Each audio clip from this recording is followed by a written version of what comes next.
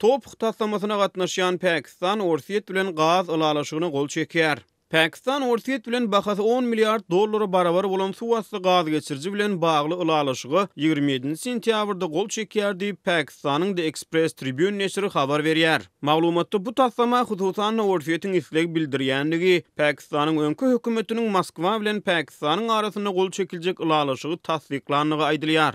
Türkmenistan Pakistany hem öz üçin alýan Türkmenistan, Awganistan, Pakistan, Hindistan gaz geçirjisiniň gurulşynyň dowam edýändigini aýdyp gelýär. Ýöne halkara energiýa bilermenleri Awganistanda howpsuzlyk ýagdaýlary sebäpli hemde Türkmenistanda dowam edýän ykdysady gowuşgunçyzlyk sebäpli bu taslama şüpheli çemeleşýär. Pakistan Orsiýet bilen aradaky taslamany durmuşa geçirmek işini ýurdun Interstate Gas Systems kompaniýasyna tapşyrdy. Pakistanyň wekiliýeti bahasy milliardlarça dollara barabar ulalaşyga gol çekmek üçin şu gün çarşanba güni Moskwa ugrarlar diýip The Express Tribune ýazýar. Ma'lum bolşýaly Pakistanyň Interstate Gas Systems kompaniýasy topuk taslamasyna da gatnaşyjy tarap bolup çykyş edýär.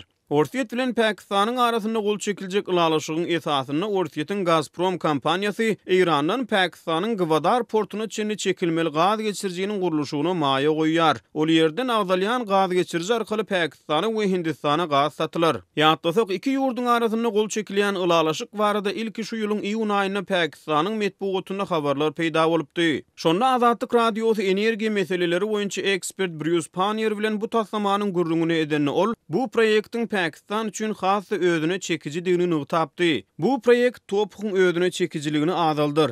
Elbetde Türkmen häkimiýetleri topukdan el çekmediler diýip Pannier Orsiýetiň Pakistany edýän gaz teklibi bilen bagly garaýşlaryny beýan etdi. Ekspertiň sözlerine görä gurrun edilýän täze taslama arkaly aslynda Iranyň gazy Pakistana satylar.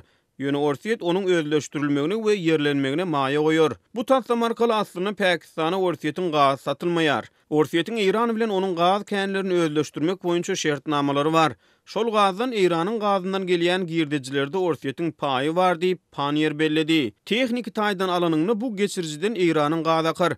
Ýöne onuň iýeçiligine Orsiýetiň paýy bar. Sebäbi Orsiýet bu taslamanyň durmuşa geçirilmegine maýa goýýar diýip ekspert sözüniň üstüne ýetirdi. Orsiýetiň Neftgaz Nokotru neşri döwlet iýeçiligindäki Gazprom kompaniýasynyň Iranyň Farzat A, Farzat B, North Pars hemde Kiş gaz ýataklaryny özleşdirmek boýunça proýektleri seredýänligini, bu gaz känleriniň Hindistana gaz satmak boýunça geljeginiň bardygyny aýdyp 20-nji iýulny maglumat ýaýradypdy. Türkmenistan, Awganistan, Pakistan, Hindistan transmilli taslamasy barada aýdylyny, bu proýektiň türkmen böleginiň gurulşygyny 2015-nji ýylyň dekabr aýynda taraplaryň ýokary derejeli resmiýleriniň gatnaşmagyna badalygy berildi. Türkmenistanyň döwlet medpugatynyň habarlaryna görä, bu gaz geçirjiginiň 2019-njy ýylyň dekabr aýyna ulanmagy berilmegi gödeginde tutulýar. Ýöne başyndan bäri bu taslama bilen bagly soraklaryň iýi üzülmeýär.